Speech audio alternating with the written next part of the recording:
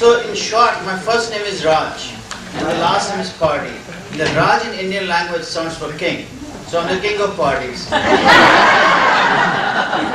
So we are going to have a party tonight. And you won't believe, as an anesthesiologist, in the early morning when I used to go and see my patients and introduce myself that I'm Dr. Parti, they won't believe it. They used to think I've given that name to myself. Like I have to show them my driver's license or have the nurse watch for me. Because they used to think I'm going to get the morphine, nitrous oxide. So I called myself Dr. Parti. So anyway, it was a fun name growing up and it's a fun name even right now. My daughter tells me she's at USC, there are 100 students in her class, but everybody knows who she is because when they're doing the attendance, everybody knows who Ambika Parti is. Today I'm going to talk to you about an incident which happened in my life approximately 3 years ago, which changed my life forever. What I ate, what I drank, what I drove, where I worked, my relationship with God, with my wife, with my kids, everything in my life changed. And that was my near-death experience. Before I tell you about my near-death experience, how it transformed me, it will be a good idea for me to tell you my life before my NDE. I was born and raised in India to a middle-class family. My father was a very strict disciplinarian, and so much so that he used to believe the British saying, spare the rod and spoil the child. So I got my shares of beatings. And so much so that I rebelled against him. So in my 10th grade, I got into a very bad company and I started watching movies during the school time, started drinking, started smoking, and one day I was obviously caught, and then my father gave me the beating of my life. He hit me with a baseball bat, actually a cricket bat, and I could not go to school for 3 weeks. But after 3 weeks, he also changed. And so much so that he started waking me up at 4 o'clock in the morning, making me coffee, making me sandwich, and making me study. And then, Talk straight into the end. okay. And then I started standing first or second in the class. And I became a very good student. But what I realized, what he did, the beating was wrong, but he could have done the same thing with love, which he did later on. There was no need for that cruel beating. And why I'm bringing my father up, because he shows up in my NDE also. And then I wanted to become a doctor. Before that I had no plans, and I didn't have biology as a subject. My mother came and talked to the vice principal because I have to take biology and I have to get the vice principal's permission. The vice principal was so rude to my mother. He made my mother cry and said, "Do you think your son is going to be a doctor one day?" My mother was crying so bad. And recently I was in India in December and we were talking about that incident. And that day I resolved, no matter what it takes, I'm going to be a doctor one day. and I worked very hard. It's very hard to get into medical school in India. Only 1 in 100,000 gets selected, and I was selected at 3 medical schools. Medical school was very tough, emotionally and hard work studying-wise. I remember studying sometimes 14 to 16 hours a day. It was so stressful that in my medical school, there was at least one suicide or a severe nervous breakdown every year. One, at least every year. So after I finished my medical school, I came to the United States to pursue higher education. And I came here, I still remember the date in New York on JFK, 22nd October 1982. So approximately I have been here 31 and a half years. I only had $500 in my pocket. I was picked up by my friend, and we were staying in, New York, in Queens, Flushing, New York. And there we had 1-bedroom apartment, and we were 4 studying for our exams to stay. And to survive, I worked as a security guard. I worked as a selling newspapers on subway stores, and I also worked as a taxi driver. Taxi driver I know very well, I remember very well, because I used to tell them that I'm a doctor, and as sympathy I used to get a much higher tip.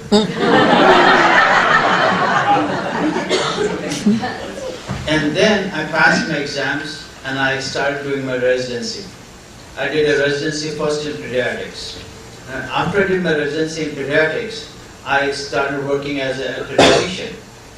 But the American dream had caught me, and it became a runaway American dream. I became very materialistic. Money as a pediatrician was not enough for me. So I did another residency as an anesthesiologist, to be an anesthesiologist, because I figured out anesthesia was one of the highest paid specialties, so working half the time I could double my income.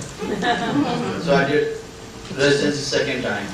And after I finished my residency in Nashville, Tennessee, I went up to university. I moved to California because my sister was living there. And while I was doing my second residency in anesthesia, I got married. Mine was a semi-arranged marriage. Why I call semi-arranged? Because I went to India. My father had selected about 5-10 girls, and then first time I went there, I didn't like anybody, so I came back. And it used to be so hard to tell a girl that you're not for me. But in India they have a very nice excuse, and they tell easily, "Oh, your horoscope didn't match with us." So nobody's feelings are hurt. The families deal with that. So then I went the second time. When I went the second time, my wife was, I think, the 5th girl I was seeing that time. And we literally spoke for half an hour and we decided, okay, we are for each other. And I had only 2 weeks vacation. I saw her for the first time on 29th January, got engaged to her on 31st January, got married to her on 12th February, and then I had to fly back. And then my mother in between says, "Oh, I want to be grandmother soon." As if she's giving me an assignment. And I said, "Mom, don't worry, I'm working very hard at it." As if she's a homework, she's telling me, "Oh, you need to do your homework good, you need to stand first." And literally by God's grace, we had a baby boy 9 months, 9 days later. I have a wonderful wife, and we celebrated our 25th anniversary last year, and I surprised her. And she is a wonderful woman. I wouldn't be standing here if I didn't have her support. To be on this new path, she is the one who is backing me up. Of course, the higher powers are backing me up too, but at an earthly level, she is the one who is backing me up. And from there, as I mentioned, I moved to California because my sister was living there in Fresno. And I had a house in Northridge, Los Angeles suburb. But I found a locum, we call it a locum job, which means a 2-week temporary job in Bakersfield, California. I moved to California, Bakersfield, for just a 2 weeks temporary job. But now it is 22 years, I'm still there. Because we liked having a small town atmosphere. We developed friends, our kids developed friends, and it just grew on us. But for 5 years when I moved there, I was always thinking I'm going to move back to Los Angeles, I'm going to move back to Los Angeles. I didn't even build a house, I always rented a house. In Bakersfield, California, I was at the Bakersfield Heart Hospital, and gradually I rose up the ranks and I became chief of anesthesia at Bakersfield Heart Hospital. I used to love giving anesthesia, especially for the heart surgeries, because I was technically very good at it. You know, like, there's a lot of technical work involved in the anesthesia, especially heart anesthesia. And heart anesthesia can be very stressful at times, because at times we stop the heart of the patient totally. And then after the surgery is done, we literally shock the heart with jumper cables to make it beat again. Or, you know, like a pacemaker, we use a pacemaker to keep it beating. And so many times, the heart would not start back. And that used to give a lot of stress, because in spite of our best effort, the patient would die. It used to be so painful to go and talk to the near and loved ones that your near one did not make it. And 5 hours ago, the person was hale and hearty, not hale and hearty, but it was alive and talking. And we didn't have time to, you know, process our emotions, because an hour later, we have to put somebody else to sleep. And then, when I came home, I was so stressed out. The days I was not on call, you know, I'm emphasizing the days I was not on call, I would start with 1 drink of scotch, and then it would become a second drink, and third drink, and then I'll get sleepy, eat something, and go to sleep. The days I was on call, I just managed it without drinking, because I did not want to jeopardize anybody else's life, because I could be called within 15-minute notice.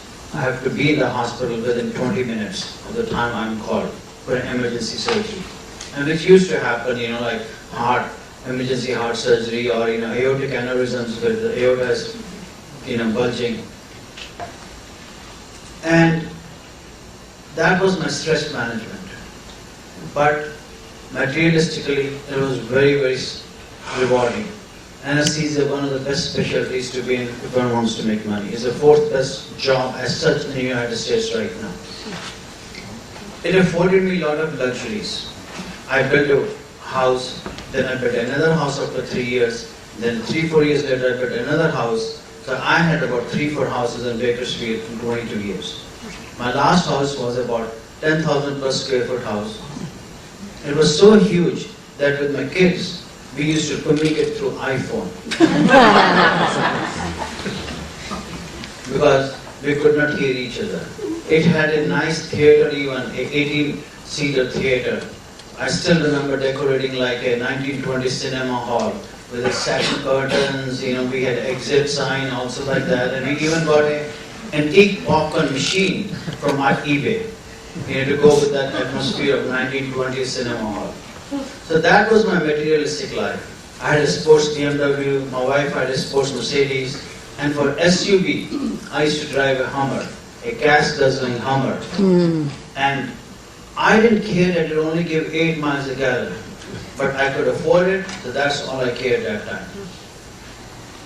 So that was my very materialistic life. Like I used to say, you know, materialism was my religion and dollar was my God.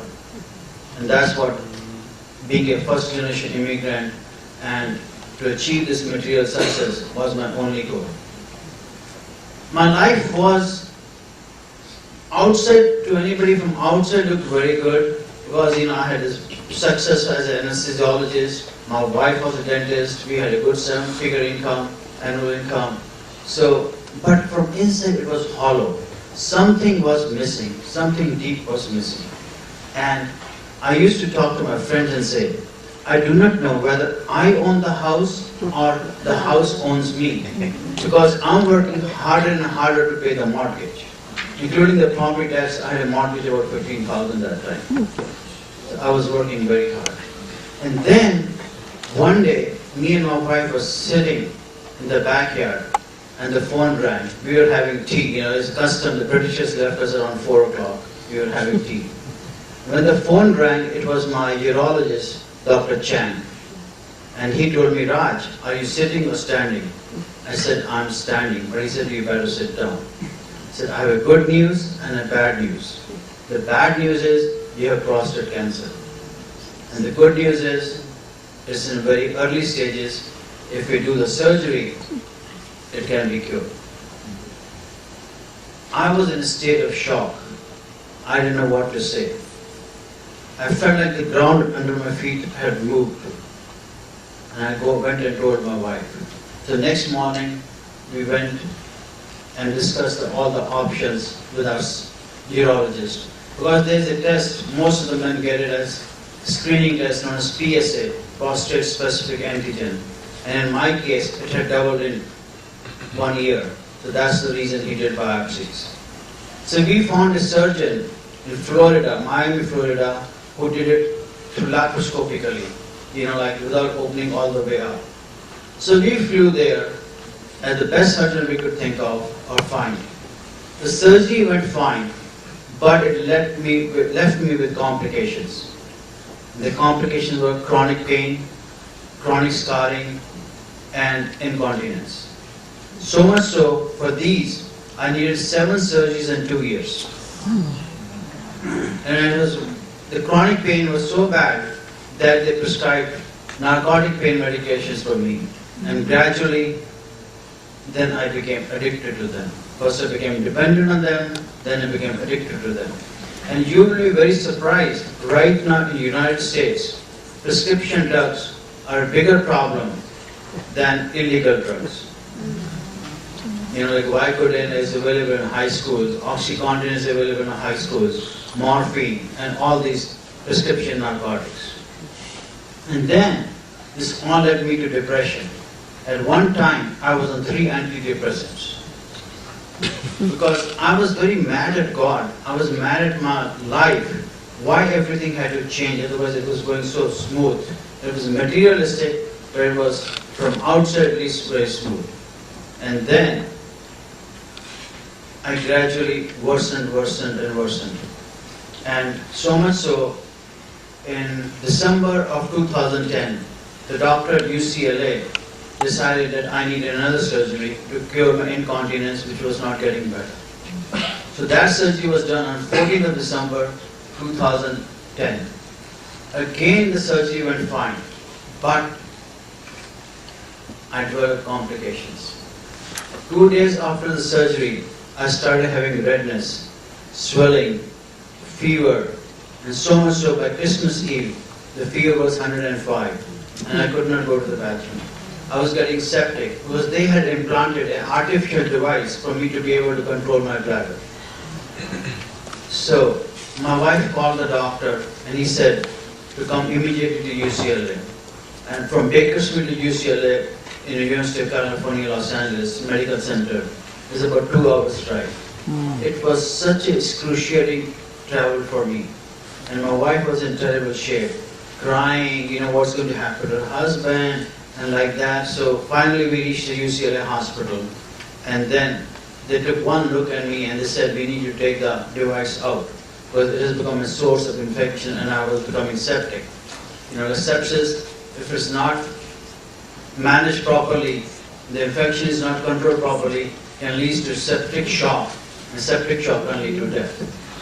So next morning, on Christmas Day, they prepared me for surgery, and it started around 6 or 7 in the morning, early morning, the whole process. I think I went into the operating room around 7 o'clock when I saw the clock in the operating room.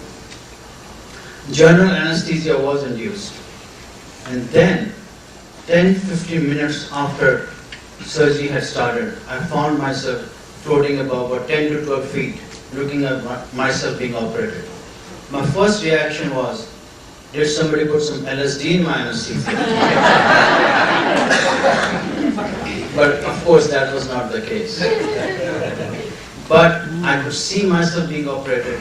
I could hear the conversations, and the anesthesiologist even told a joke, which I verified later, but I cannot tell the joke because it was not a clean joke. But part of the job as an anesthesiologist, me myself, is to keep the atmosphere in the operating room light. Because anesthesia is just like a plane takeoff. A lot of work in the beginning, a lot of work in the end, but in the middle is usually cruising. And that's time when the surgeries happen. So we keep the atmosphere light. I used to know so many jokes that time, now I don't remember them. And then from there, I would like to say like my consciousness went to a very serene realm, but that was not the case in my case. Like most of the NDers you hear, oh, it was all love, it was all very nice. But for me, it went to a realm where it was pitch dark, and there was a perpetual thunderstorm and raging fire. I did not want to go there, but I was taken there, screaming and kicking. I could hear other souls, crying and wailing. My first reaction there was, why am I here? What have I done? And being a Hindu, that was my first reaction, why am I here? And telepathically, I was given the realization, like so far I had led a very materialistic, very mean life. No matter what it costed me to get ahead, I would want to get ahead, even if I had to put somebody down. So, I was not good to my patients even. I was good technically to become the chief of anesthesia, but I had a pain management practice too. I still remember it as an example, a lady, about 70-year-old with arthritis came to my office. And I, in a rush to see another patient, barely wrote a prescription and in 5 minutes walked out. But she wanted to talk to me because her husband was dying of cancer. She wanted a shoulder to talk to, lean to. But for me, she was just a lady with arthritis and who needs a prescription. But that has changed in me, but that was my nature at that time. How many more patients can I see?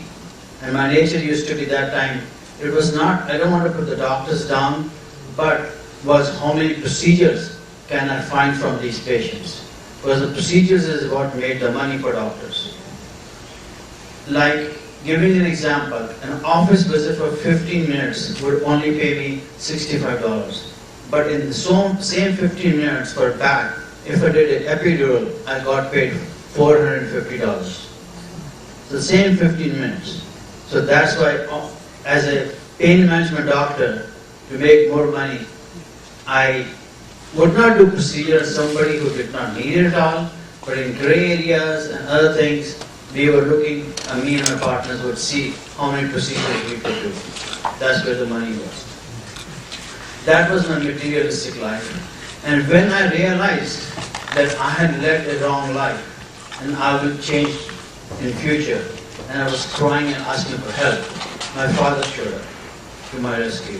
He has died about 20 years ago in Fresno after a complication from bypass surgery. And he led me from the hellish realm. Actually, the hellish realm started fading away when I started realizing my mistakes. And I had love pouring out through me that I will be a different person. So my father took me towards a tunnel, and in there, he gave me advice. And his advice were the same words he had repeated it to me on his deathbed, which I had forgotten. And his words were, my son, if you keep your consciousness clear and you're truthful to your own self, the divine, the universe will take care of you.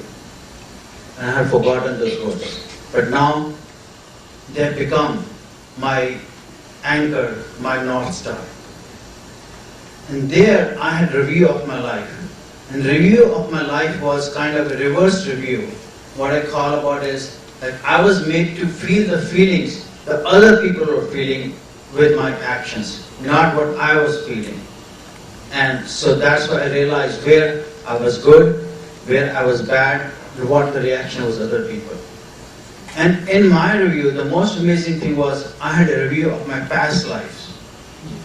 And one of the past lives is the same past life I had experienced about 5 years before my NDE. I had gone to meet Deepak Chopra, he's Indian, he's a doctor. I said, let me go and see his keynote to Phoenix for a Celebrate Your Life conference. And there was Dr. Brian Weiss, who's a pioneer in past life regression in the United States, was also giving a workshop. Just for curiosity, I went there. And that time, I have a scar from here to here on my right wrist, because I had injured my right wrist, lifting a very heavy suitcase. And that I had surgery and it had become a chronic pain. I was not able to work for 6 months because of the chronic pain. And during that regression to Dr. Brian Weiss, I found myself as a cruel prince in medieval times. And then I was whipping the poor farmers. I still have their eyes in front of me. They had pathetic eyes. They were wearing brown tattered clothes, half gone. And then I was also telling my soldiers to whip them. And then I asked forgiveness from those farmers, and they forgave me. And my hand got better, and I was able to go back to work in 2 weeks. I really didn't know what to make of it. It was coincidence that time, or it was past life, which otherwise I was wondering, how could it happen that in the present life I could go to the past life and ask forgiveness? And recently I was visiting Dr. Raymond Moody. He had invited me, the one who wrote the book, Life After Life, and coined the term near-death experience. I stayed at his house. And I asked him this question. He said, because in that realm there is no time, there is no space, which I had realized, but I had not put two and two together, and that all the present, past and future, in a way, is occurring at the same time. So that makes total sense that you could go, the time is not linear there. It's not that 1 follows 2 and 2 follows 3, but it could exist at the same time. And the second life I remember there was around 18th century. I was a poppy farmer in Afghanistan. I remember having a henna-colored beard, a turban, and I started tasting the sap myself. And gradually I became opium addicted, and I died of opium overdose. And these tendencies of me being cruel and being mean manifested in my life. And my addiction to the pain medicines was also from my addiction to the opium in the previous life.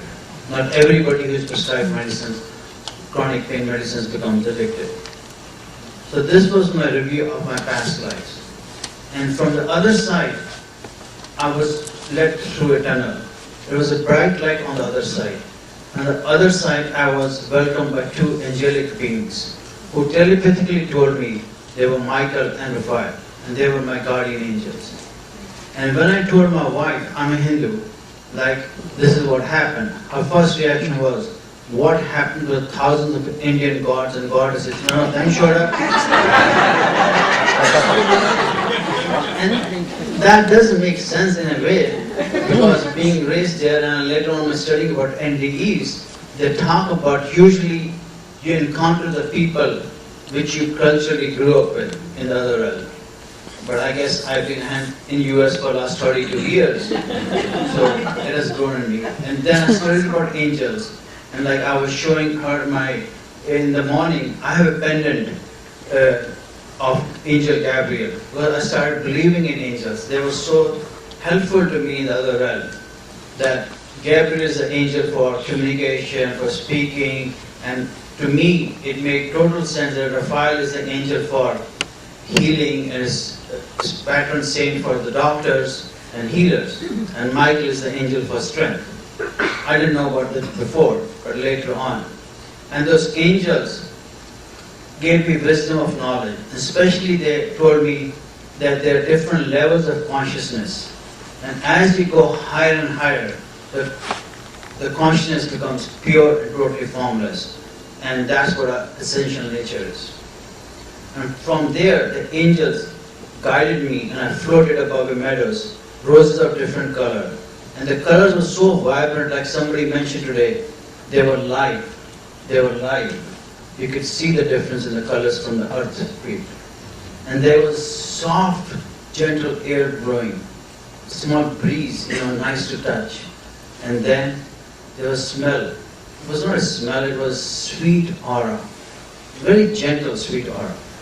From there, I was in the presence of a light. The light was like 1,000 suns at the same time, but it was not hurting. And all I felt there was love and intelligence. most of the people only feel love, but I also felt knowledge and intelligence in that presence. I was given the realization that I have to go back. Everything will be okay. But my life has to change. I have to lead a more spiritual life. I have to give up my career as an anesthesiologist, which I love, to be now a spiritual person, be a healer, especially a healer of the three conditions I have to face: cancer, depression, and addiction to pain medicines. And if you want to add the fourth, the chronic pain. And one of the reasons I faced these conditions in my life, all these four of them, was that I have empathy to the people who have this. And after this realization, all of a sudden, some words flashed in the sky, which were Course in Miracles. And absolutely, I had no idea what they meant. And now, I've become a student of Course in Miracles. I read it every day, and I even read a prayer on page 28 to Diane in the morning, which said, I was at Diane, I'm nervous, I don't know what to say. And the prayer said, He who sent me will give me the words what to say. And that's, before I come to speak, I read that prayer each day when I have to speak. Otherwise, there's a lesson every day one is supposed to do. Today was 67th lesson. Yeah. And from there, all of a sudden, I woke up in the recovery room. And I wanted to go down on my knees. I had bandages, I could not. But to thank heaven for the experience I had. I told the nurse what happened. And she said she has heard this before, but she was very busy, hooking up the monitors and everything. Then 15 minutes later, the anesthesiologist comes to check me. And I said, didn't you tell this joke? His reaction was, he said, oh, you know it better, you must be light in anesthesia. That's why you heard it. Well, hearing is the first sensation to come back under anesthesia and the last to go. But my argument with him was, if I was light in anesthesia, I should be hurting too. But there was no pain. There was no pain. Anyway, he brushed it aside, and then I remembered I had a similar case about 10, 15 years ago, and a special kind of surgery we were doing, repairing the aorta of the heart, coming up the aorta, and for that, it's not just stopping the heart, but it's to put the patient totally frozen. We bring the temperature down to 30 degrees, and there's no blood flowing at all to the brain or the heart. And we literally have 35 minutes to do the surgery, otherwise the patient will not make it. 30 minutes. And that patient gave me a similar view, and I thought, since he had no oxygen going to his brain for 30 minutes, he must be hallucinating. And actually, I prescribed a drug for him, Haldol, intramuscular shot, to calm him down. That was my reaction. That's what most of the reaction is. Like you read Dr. Eben Alexander's book, before his own experience, he never believed this.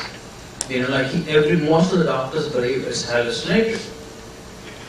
But for me, the biggest proof came how my life started changing. First of all, I felt it was real. For me, it was real. But what happened afterwards, what made a big difference in me. Like my house was not unsafe.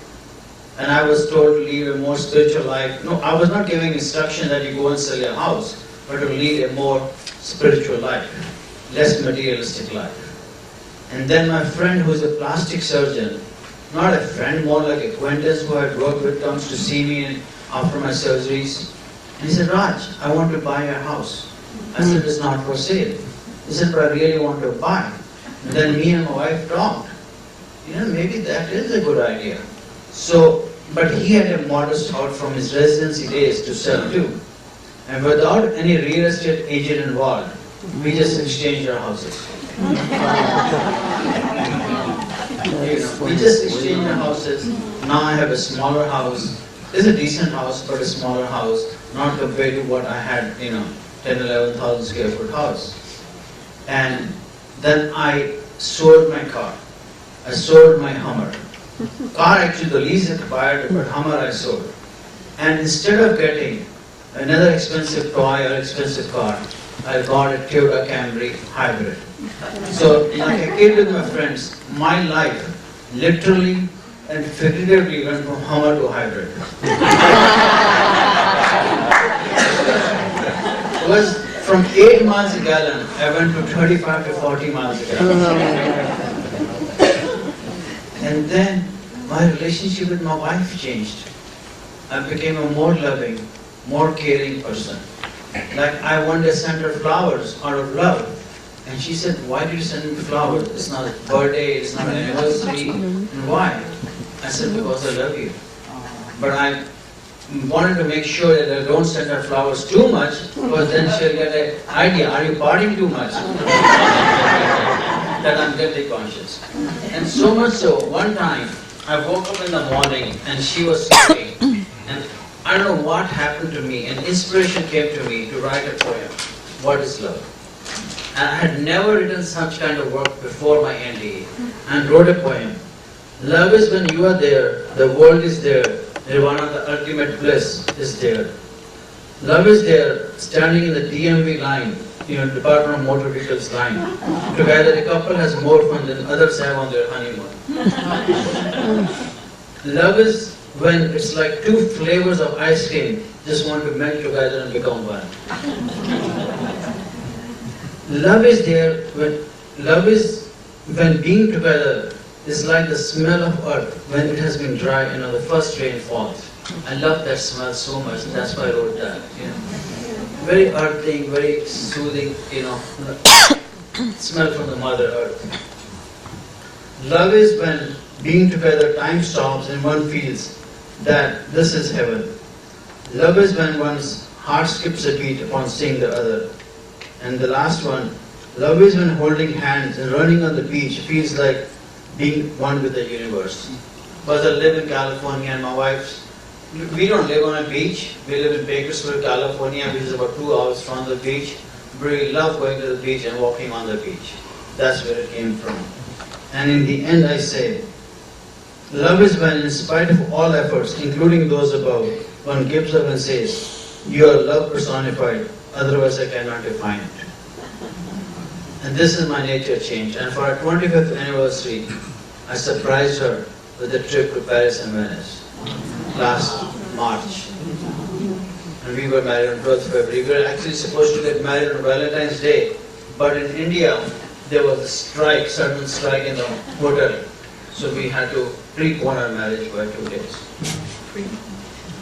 Yeah, I think Valentine's is the 14th, right? Yeah, my marriage was on the 12th February. So my nature changed, and my nature changed with my kids.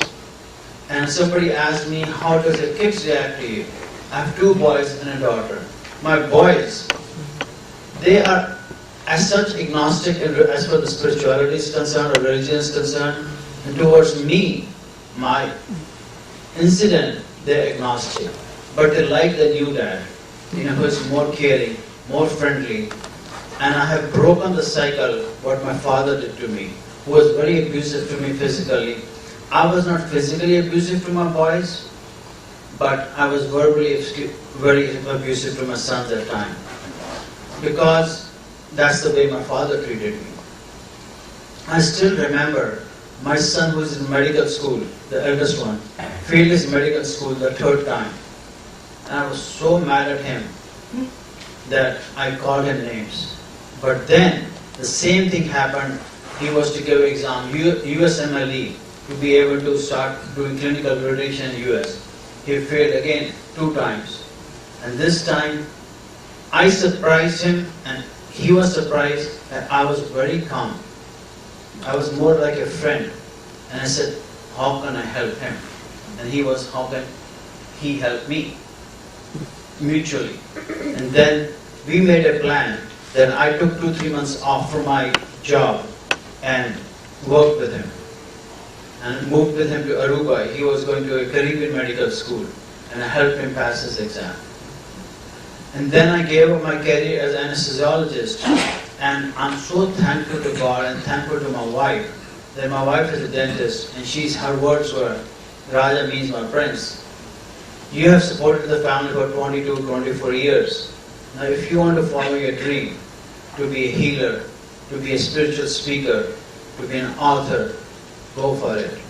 And I'll be there to support you. I can, of course, go back to being an anesthesiologist. I have that safety net. As I was mentioning, anesthesia is one specialty where one doesn't have to build the practice up. You can go back anytime you want, as long as there is a job. And me being the chief at the heart hospital, I have very good relationships with the surgeons and with the chairman, the president of the hospital. I'm sure if I want to go back. But that is not my path now. That's not my dharma. My dharma is to be a healer, to spread the spiritual knowledge, to spread the truths which are already there, but I witnessed them myself. The truths being this life after death. The consciousness can exist separate from the body. The angelic beings or guides which are there to help us. And the pure nature of the existence of the light being is love, pure love. And that's are the truths which I witness myself. And then I say, one does not have to have an NDE to transform. Because I figured out from my experience and my studies a mantra which I call about forgive, love and heal. If one practices these three things, then one can transform in this life without a near-death experience. And forgiveness is very important. In my case, I was very mad, as I mentioned, at God, at my life circumstances. So quote unquote, I had to forgive God. I wrote a letter forgiving God. And that letter, I floated in the ocean. It was biodegradable. And I floated in the ocean. Because now I'm earth friendly. So I floated in the ocean, And then the hardest forgiveness is to forgive your own self. That was one of the hardest. Why did I get addicted to the medicines? Or why this happened to me? Why that happened? And then you forgive others. And forgiving others, there are different ways of doing it. One is writing a letter, as I mentioned, or looking at the same situation from a different angle. Like for my own case, I came up with two personalities, Poor Rajiv and Lucky Rajiv. Poor Rajiv was the one who sold his house, who gave up his career as an anesthesiologist, who's not driving expensive cars anymore, who's living in a modest house, like what my friends would be thinking from outside, that he's Poor Rajiv. And Lucky Rajiv is the one who lives in a modest house, drives an earth-friendly car, and is able to pursue his own dharma, his own passion. That anesthesia was my passion at one time, but with time, it's not my passion now. So that is the Lucky Rajiv. So when I'm feeling down for some reason, I feel, which one do I want to be? Lucky Rajiv or Poor Rajiv? And then, my addiction was miraculously cured after my NDE. My depression took a few months to heal, but it was off all antidepressants in about 3-4 months. And my chronic pain also got better. And in 8 months, I went back to UCLA and they did the surgery again, but on the other side. And this time it was totally successful. So a lot of things happened in my life, which were, I'm thankful to the heaven, to the divine for it. And after forgiveness, I want to talk about love. As I mentioned, love is the core nature of the light being. As I was there, all my 5 senses were totally saturated with love. As I say, I could smell love, I could touch love, I could see love, I could hear love, I could taste love. It's very hard to describe what the sensation was there, but there are no earthly words. And the closest I could come was Sanskrit word known as Shanti. And a lot of people must have heard that word who go to the yoga. Most of the time they say Shanti in the end. Shanti, Shanti, Shanti. And Shanti is a word, Sanskrit word, which stands for cosmic peace, cosmic stillness, cosmic harmony. That is the closest I could describe what I was feeling there. And that is what nature of, in a way, love is. And that Shanti can be replicated in this world by deep meditation to some extent, but otherwise it cannot be. And nowadays I've become a very deep meditator. And that is my stress management nowadays, not a bottle or alcohol scotch, but meditation. And so next month I'm going for a 10 days Vipassana meditation in India to get that. One doesn't have to go to Himalayas, one can do it in their house, but still is an extra thing. I get to see my mom and everything. So for 10 days, I want to get that feeling of stillness and shanti again, to be in that touch with that light being again. And I want to experience that longing I have for that shanti, stillness. I'm looking forward to it. It's 10 days, no quiet, totally quiet, no internet, no iPhone, nothing. It's in Dharamshala, the place where the Dalai Lama lives. So that is love. And special kind of love I will talk about, again a Sanskrit word, seva. Seva is service. Service with gratitude. Where the only reward one is seeking from helping somebody is the opportunity that a person gave you to help them. I'll give you an example from my own life, what I call seva. In 1980, 2 years before I came to US, I had gone to Munich, Germany to give the first exam to be able to come to US. And that time, I was, after my exam, in the downtown Munich area, I was watching a street show. You know, they have street shows there. And I had a small bag in my hand, which had my passport, my ticket, and little money I had. I was, I think, 18 that time. And I left it on the, where the stairs were, where the steps were, and sitting bench. And after 15-20 minutes, I realized I don't have my bag with me. And then a person was walking by, same features like me, same color as me. I went over towards him and said, "Are you an Indian?" He said, "No, I'm a Pakistani." The moment he said he's a Pakistani, I stepped back. Because we in India and Pakistan have fought 3 wars. We grew up hating Pakistanis. Because at one time, we were one country till 1947. Then because of religion, we separated. And there was a mutual hatred. And my father was stuck on the Pakistan side with the, we call it the partition, when the partition happened. And there was literally, both sides were responsible. So many thousands of people were killed. Thousands of people were killed. So they hated us, we hated them. But that Pakistani was so nice. He was a gentleman. He came towards me and said, "You seem to be in trouble. Is there any way I can help you?" In a way, I had no choice. And I told him what my situation was. That guy took me home. And he fed me. He gave me shelter. And next day, he even took the day off and showed me Munich. And when we came back, my passport was at home because he had made few phone calls and the police had found it. Now what that Pakistani did, his only aim, his only goal was to help me out. He was not gaining anything at all. That is what I call about seva. And if seva is the attitude about politicians, of doctors, of lawyers, just imagine how the world will change, especially the politicians. You know, they're not there to serve themselves. They're not there to serve the special groups, but they're there to serve their constituents, their people who they send them there. And similarly, doctors too, when they, you know, to be that love the patient wants, the care the patient wants, that'll make a very big difference. And that is the seva, love I'm talking about. And that gives a meaning to life. I know of a lady, Charlene, and that lady had a florist shop with her husband. And her husband, after 30 years of marriage, passed away. And she lost meaning in her life. Her business started going down. And during winter time, one day she comes home. An old lady is in her front yard asking for Kathy. I'm just making up a name right now. Kathy. That was her daughter's name, who lived in New York, and this lady lived in a nursing home, actually in Baker Street.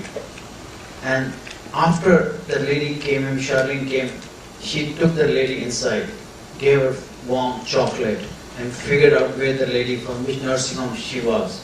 And she took her back to the nursing home. And then she started visiting the lady again and again, and would take a flower with her.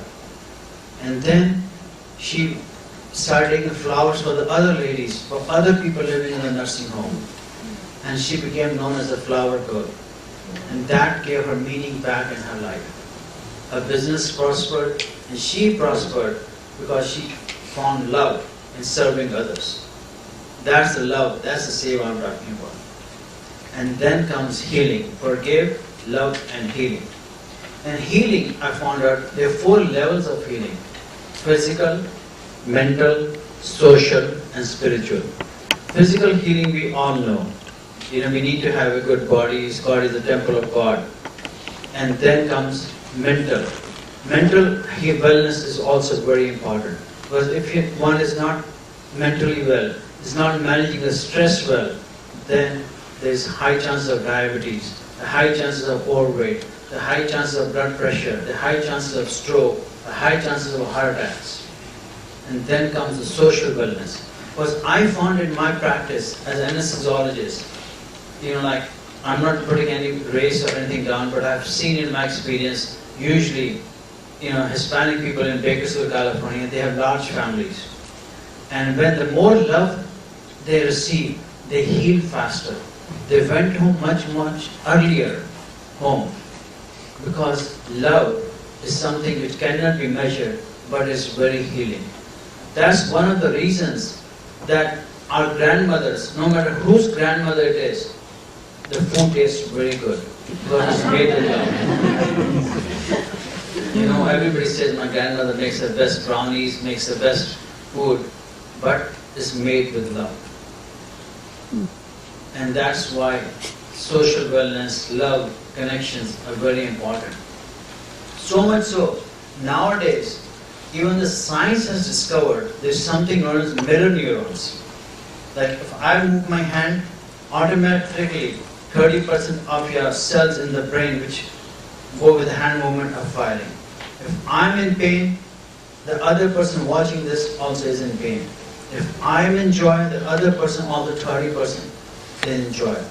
And studies have shown, like if I'm being nice to somebody, I'm benefiting because I'm feeling happier that I'm being nice to somebody. The person I'm being nice to benefits. But the most amazing thing is the third person who is just watching this interaction happen also benefits. And this benefit can be measured in the blood because the good hormones with love go up. DHEA, prolactin, growth hormone, they go up. And the stress hormones like epinephrine, non-epinephrine, cortisol, they will go down by practice of love, by seva, by caring. And then next comes the spiritual wellness. And spiritual wellness is what gives meaning to the life, of finding a purpose, of finding a dharma. And here by spiritual wellness, I leave it very broad. I'm not necessarily talking about angels, God, or for me it is God. But for somebody who does not believe in God, it could be some higher truth. Like preventing abuse to children, preventing child pornography, or anything which is higher than your immediate need, to have a connection to something higher. And that brings spiritual wellness. So that's why, my friends, I say, forgive easily, love passionately, and heal quickly. And in the end, as I say, I used to put people to sleep before, now I wake them up.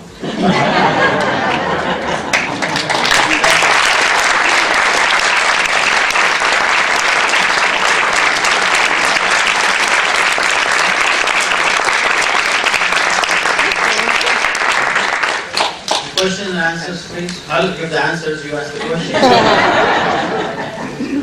The best I can. You have extra mic or? No. No, you have to. I can speak on. You talked about encountering 2 prior incarnations. Yeah. Was there any information given to you about how many incarnations people often have? I've heard people say there could be thousands. I mean, I was not given any specific information, but there could be, there are old souls, there are new souls. Some souls have been there for a lot of time, and some have been come from different values. But I was not given any specific information on how many incarnations I had. But those are the two I was shown. And that made sense to me that I have in my present life. Thank you. Yes, ma'am. Your presentation was so beautiful. I hate to mention anything negative, but it's something that you said during the presentation. I grew up Catholic religion. As things have evolved, hell, there is no hell. We just, some people say hell is here on earth. Now, based on what you said, that... this is a question I get asked each time, Yeah. to be honest. And it's a very good question, if there is hell. What my view is, God's love is non-judgmental, very pure, unconditional. But there's still consequences for action. The way I compare is my mother's love for me. No matter what I do, I kill somebody, I'm a murderer, her love is for me unconditional. She'll still accept me. But if I go and kill somebody, I still have to face the consequences of it in the society. There's a law of dharma. That's what I believe. And what I believe, ultimately, when one looks at the highest level of consciousness, hell and heaven are also illusions. Because what purely exists is pure consciousness, which is love and intelligence. That's what I believe. Yes, ma'am. You mentioned that years ago you had a patient who described an NDE, Yeah. and you kind of dismissed it. Are you speaking to your peers now? And if so, what is their acceptance level these days?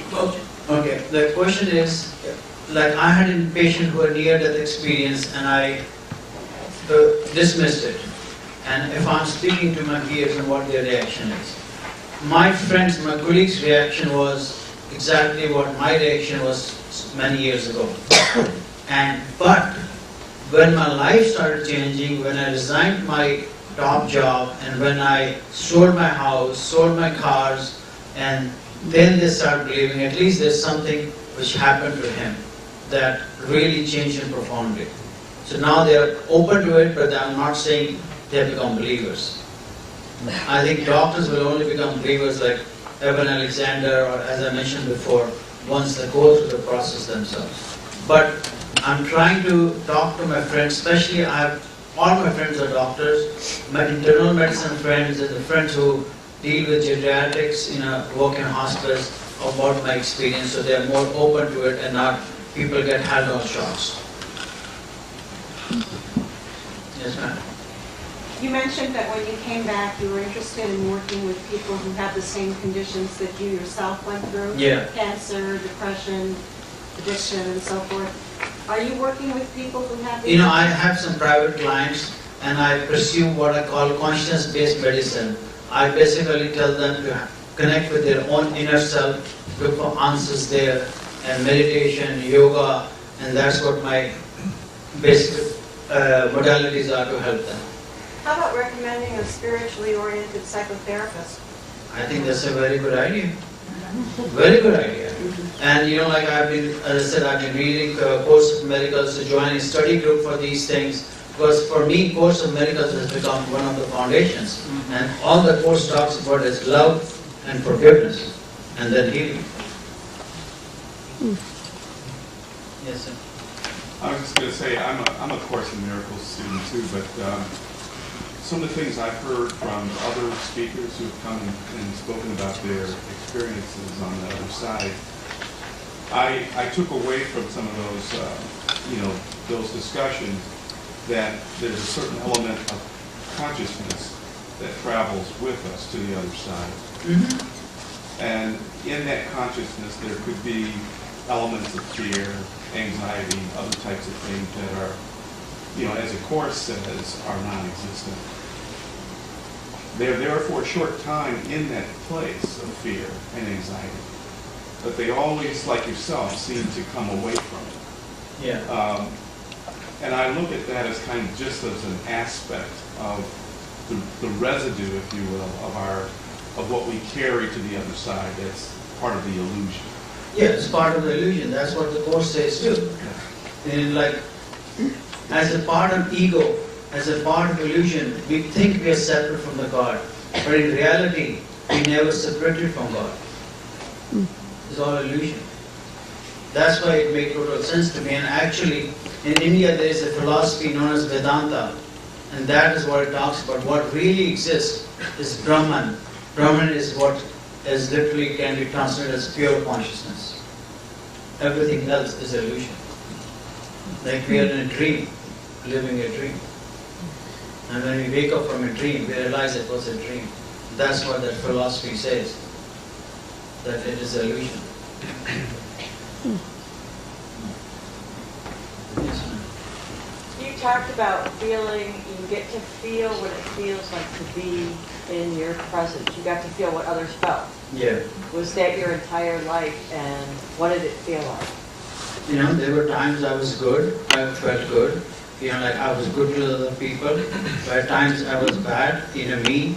Then I felt felt hurt. Like as if I was in third person, if the other person was doing it how I would have felt to me. That's how I felt. Your Yeah. whole life? Whole life, yeah. Especially I remember the major incidents, it went through very fast, but the major things, like it's not that I was bad all the time. There was some goodness, Like I tell my wife, to be honest, I said, these are my real words to her quite often. I have done some good karma that you became my wife. I could not be standing here without her support. Listen. Could you possibly explain, some people's full life review is instantaneous, forever now, and others have been giving accounts of having prolonged full life reviews to atone for the pain you put on others. I cannot give an explanation why some people have so fast reviews, some people have slow review. I can only tell what happened to me. Everyone has what they need. Everyone has what they need. So all their cultural background, what they grew up with, or what they need. But for me, it was, like full review, the incidents and everything. And some people have this ND only for a few seconds or 1 or 2 minutes. And for me, the whole episode was about 2 hours, because when I woke up in the recovery room, I could see the time. So I really don't know what, how much time had passed, because in the other realm there is no time. Yeah. Could I ask you, Dr. One, did you have this recall instantaneously when you woke up in the recovery room? Yeah. And the whole story came to you immediately? Yes. Uh-huh. That's why I wanted to go on my knees and thank for the experience I had. And then also in the area of your addiction, did you go to a program? Did No. you just become spiritually so evolved that you were able to have the strength in your own mechanisms to Exactly. to adjust to being without pain So medication? there were 3 things which I was suffering from: addiction to pain medicines, depression, and chronic pelvic pain. Addiction was almost immediately gone, like in 2-3 days, because I still had to take pain medicines for the surgery, post-surgery. But in 72 hours, that was gone. I didn't need any more pain medicines for my surgery or for addiction. And then depression took few months, because I had to be tapered down this antidepressants, and the chronic pain also got better. So I got better on all the 4 aspects: cancer, chronic pain, depression, and addiction. I have a 2-part question. One is, have you reached any new conclusions or insights about human suffering and the purpose for human suffering? And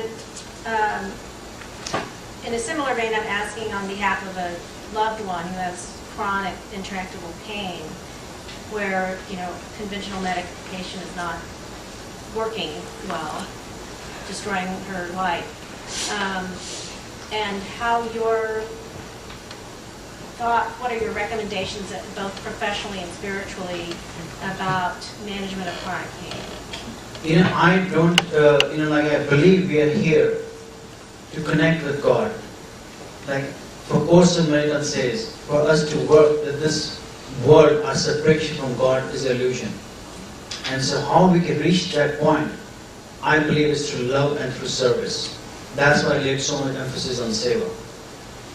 And regarding the second question, spiritually for pain management, I start with deep meditation.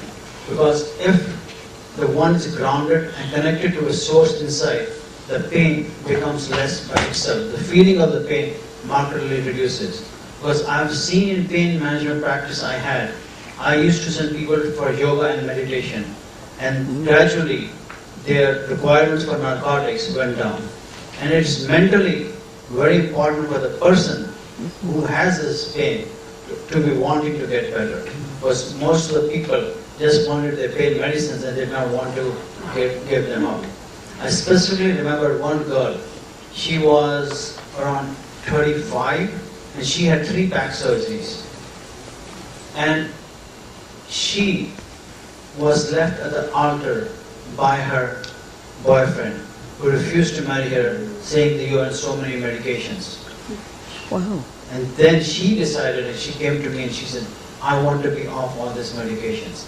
And it took 6 months, but she was off all heavy-duty medications. She was on OxyContin, she was on fentanyl lollipops, which give you immediate fentanyl. It's a very, very strong pain medicine. But she was able to she was able to wean herself off all those. And the biggest was her motivation and me helping her through meditation and yoga. I sent her to a physical therapist who specializes in that holistic way, and he also practices Reiki, and that's what helped her do other modalities. In the healing energy, Reiki you must have heard. Yeah.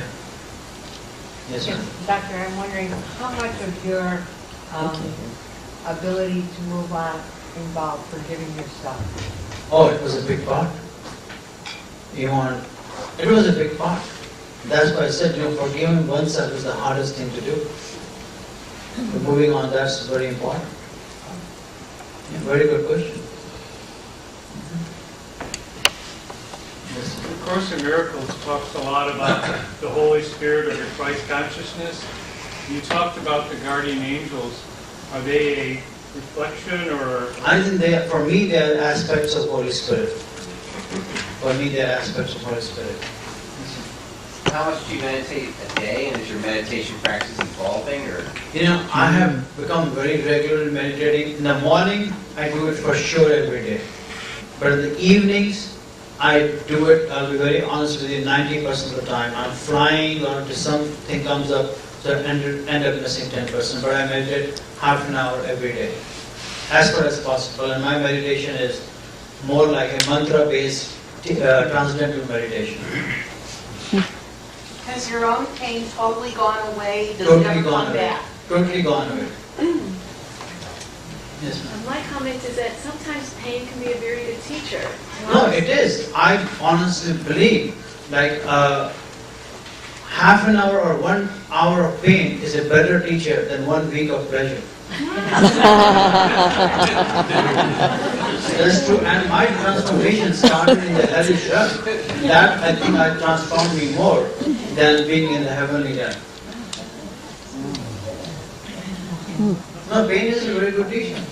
Yes, I was going to say to understand the reasons behind the pain is consciousness. Yeah. But as one uncovers the consciousness, as one takes the layers of illusion out and out, then what is love is, I'm not comparing love with pleasure. All that love is left, not just pleasure. For me, pleasure and love are 2 different things. Okay? I'm still intrigued by the idea that I've read that says that people reincarnate in soul groups and typically within the same culture that they were in the previous life. But there's elements of your experience that seem so, the angels in the sort of hellish realm, almost like a Catholic upbringing or something, that the previous lives you saw, were they Indian or were they European? Or for me, in the medieval prince, I was in India as cruel prince, but this one Afghanistan. So in a way, it was in the same way. But how do you explain the sort of? No, but Afghanistan is next to India. Like it used to be next to India, but now Pakistan is in between. Like your wife said, what happened to all the Hindu gods and deities that were supposed to be there? I ultimately believe they're all aspects of the same reality. Like there's a very famous story in Indian literature. Like there were about 5 blind men trying to describe an elephant. Everybody gave a different view of what an elephant is look like. For me personally, they all are different aspects of the same reality. And actually, conscious level, there are different levels of consciousness.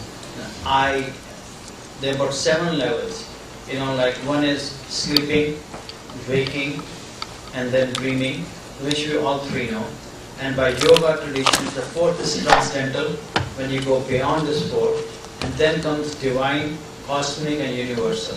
The universal is the level where it's pure consciousness, where everybody is connected and where nothing exists except pure consciousness.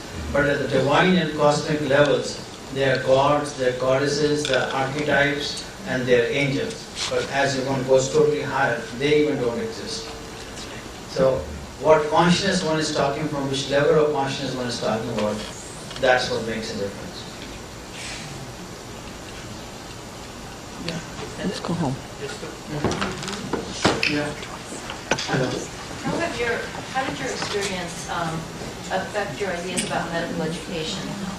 Oh, I think medical education should include end of death and dying issues that are being addressed slowly, but not to the extent I would like to, because right now it's very mechanistic, very mechanical and biochemical. Like if you die, and there's nothing left.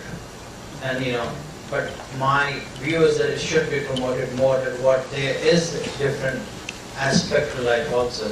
That's why, like the reason I went to Phoenix to see was Deepak Chopra, because he's a pioneer in this mind, body, spirit medicine. It's not just mind, body, but it's mind, body, and spirit.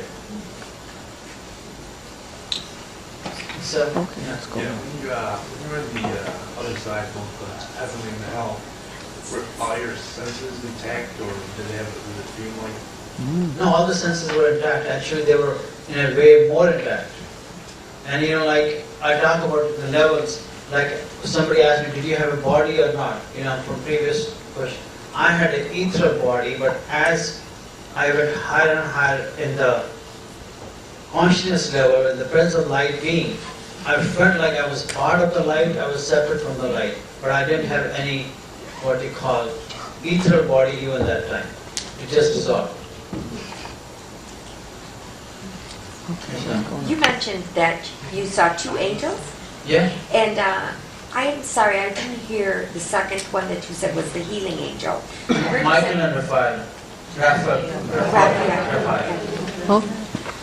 Do angels. Do devils. Thank you, Rajiv. This is